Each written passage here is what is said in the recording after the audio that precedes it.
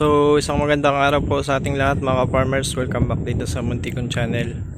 At update ko kayo dito sa hindi pala update ito. Yung papasilip ko sa inyo yung aking tataniman ng Japanese cucumber. Ito po yung BR4. Parang BR4 ata yun ng Condor. So, medyo matagal ako hindi nakapag-upload. Yun pa lang dati kong pipino. Diyan sila nakatanim. Yun po ay Legacy F1. Lugi po tayo doon. Hindi po tayo nakapagpasalta lang maganda. Kaya inano ko na lang mga farms, pinalitan ko na lang ng sitaw. Mamaya papakita ko sa inyo. Hindi ako nakapag-upload ng matagal dahil may personal akong dahilan mga farmers. Ito po pala pasilip dito sa tataniman natin ng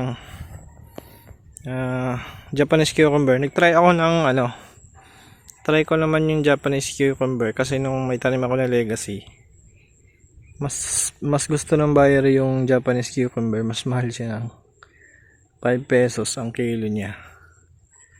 Kaya nagtry ulit ako ng pipino kahit medyo hindi maganda yung ating naging kapalaran doon sa una. Madami naman po tayong napipitas doon. Nakapitas pa nga ako doon ng 1 ton. Isang tonelada. Kasi napakababa ng presyo. Nag-average lang po siya ng 12 pesos. Kaya lugi tayo mga farmers. Tapos hindi ko pa siya napabunga ng maganda. Kaya lugi talaga doon. Kaya penaltan ko na lang ng sitaw pagkatapos.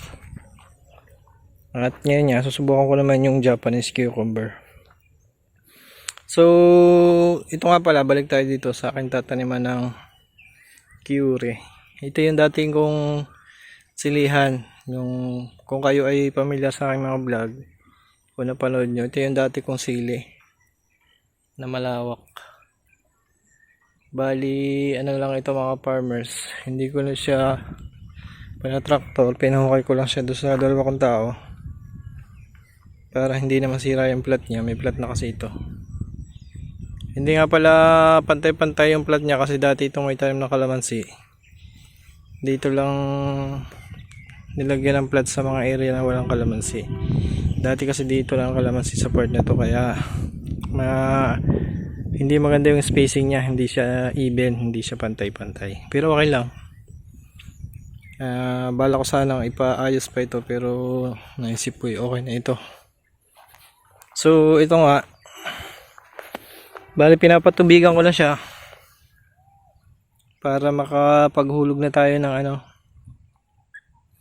ng punla. Yung punla po natin ay nasa 10 araw na at pwede na po siyang itanim. Pakita ko sa inyo mamaya yung ating punla. So basic lang, ito ulit tayo, drip irrigation system para po precise ang pagdidilig at hindi na po tayo less labor po. Pinaka purpose ng drip irrigation. Yun nga pala yung aking tuhan, dalawa sila. Pinapaputol ko na yung kawayan, papalagyan ko na ng mga trellis para dire-diretso na. Pansin ko kasi sa pipino dapat pagkapang niya may trellis na agad siya para hindi siya ma-stress. Siguro ganyan din naman yung ibang halaman. So ito nga pala yung aking dating pipinohan na Legacy. Pinalitan ko na lang siya ng yung kaway daw, kaway. Pinalitan ko na lang siya ng ng sitaw. Ang napatanim ko ditong sitaw ay 1 kilo at kalahati. 1 kilong Star Premium at kalahating kilo na Makisig variety. Ito na po yung sitaw. Bali ito ay naabunan ko na isang beses. Ito ngayon ay nasa 15 days. 15 o 14 days kung di ako nagkakamali. At medyo maganda na siya. Talab na yung abuno. Nispray ko na lang pala lahat yung mga damo. Ginamit ko po ditong herbicide, contact herbicide lang. Patay po sila lahat. Tapos hindi ko na sinira yung balag. Ito, tinanggal ko lang yung pipino. Kasi ayan, tinaniman na. Less yung ating gastos dito kasi may ano na, may trellis na. Yan lang po yung spacing natin, 30 cm siguro yan, 240. Tapos dalawang buto. Tapos ito nga pala mga farmers sa part na to dito. Ito yung Star Premium ng Condor naman. Pinag-compare ko yung dalawang variety ng sitaw. Titingnan ko kung anong mas maganda. Ito yung ano, Star Premium. Pansin ko sa Star Premium, matitilos yung kanyang dahon, matutulis. Yan pala, kakaiba pala ito. Naglilima yung mga ano niya. Ito, nagdadaming dahon. First time ko lang po magtanim nitong Star Premium na variety. Dati po tinatanim ko ay yung galante.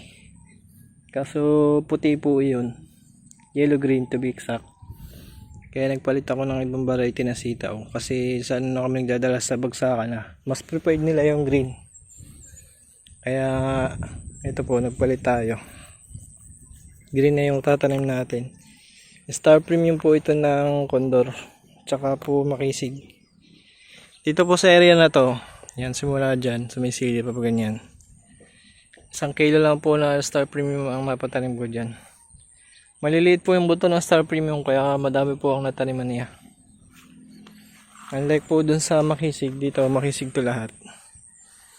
Malalaki yung buto nila, yung normal na buto na sitaw. Kalahating kilo lang po na patanim ko dyan. Bali, ano na po. Yang maganda naman yung tubo niya. Sibol sila halos lahat. Patayin ko lang yung ano natin. Patayin ko yung drip.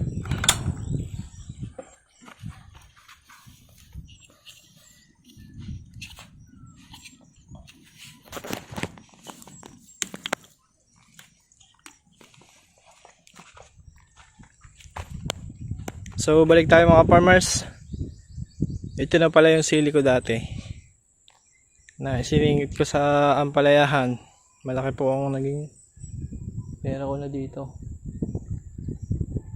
Mas malaki pa naging pera ko dito sa kakunting sili nito kaysa doon sa tanim ko na pipino. Kaya ano, medyo alangan ako sa pipino. Pero nagtry lang ako nitong huli na Japanese cucumber. Kasi gusto ko malaman kung maganda ba yung bunga niya o may kikita ba sa kanya. Okay din naman ang pipino pero hindi talaga siya kagaya ng palaya na big time. Ano lang siya talaga, pang alternate lang. Ito po yung variety na sili na ano tawag dito, yung kanay ko hot pot 207. Bali napatanim ito siguro yung mga October o September, mga ganun. At hindi po nagbabago yung laki ng kanyang bunga. Malalaki pa rin ang mga bunga niya. Oh. Light green siya. At napakadami po niya magbunga. Tignan niyo yung mga buko niya. Oh. Sunod-sunod. Grabe oh. Maintenance ko lang to ng abono weekly. Nitrabor at saka winner. Ito po. Ayan bunga. Halos 1,000 puno rin to mga sili na to.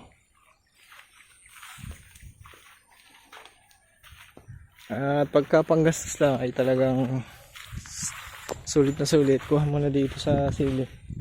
Pambili lang ng ulam. Ngayon po ang sili po ay 50 pesos po ang kilo. So mga farmers, ito na lang yung update sa aking mga tanim ngayon. Ito sitaw 15 days. Tapos ito magtatanim ulit tayo ng Japanese cucumber, yung BR4 ng Condor. Tapos ito sili. Ayan lang po ang aking mga tanim ngayon. At saka pala yung ampalaya, gawa ko na lang separate na video yung ating ampalaya. So, hanggang dito na lang mga farmers. At kung bago lang kayo sa Mountain Channel, don't forget to like, share, and subscribe para lagi po kayo updated. Mag-upload pa rin po tayo mga farmers. Ingat po tayo lahat. God bless us all.